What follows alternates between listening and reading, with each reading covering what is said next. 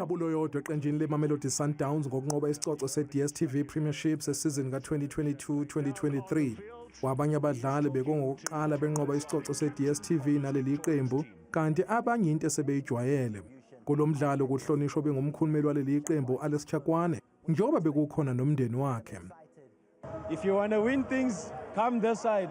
And I mean, it's proof. It showed over the last few years. And I mean, it's credit to the guys for welcoming me, giving me such a warm welcome from the beginning. Umdlalo wabo neMaritzburg United ibidinga amaphuzu agcwele kwazise i-team of choice isendaweni engeyinhle kulokho. Umqeqeshi wamasandawana uRolani Mokoena nophethe irekhodi elihle kule season uthi lokho kusho lukhulu kubona.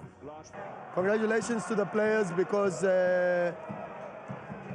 it might not feel like it sometimes, but this is the most important trophy in the country. Kanti ongumgadla ohamba phambili ngokushaya amagoli uPeter Shalulile uthi kubona njengompetha kusho ukuqhubekela phambili. It's all about consistency. You know, champions keep going and keep going and keep going.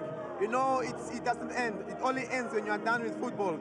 I-Mamelodi Sundowns ikwazile uqopha umlando oqeda isizini namaphuzu angaphezulu kwama-70 kanti isahlulwe nje imidlalo emibili. Kanti Downs inqobe isicoco se-DSTV Premiership iminyaka eyisithupha ilandelana.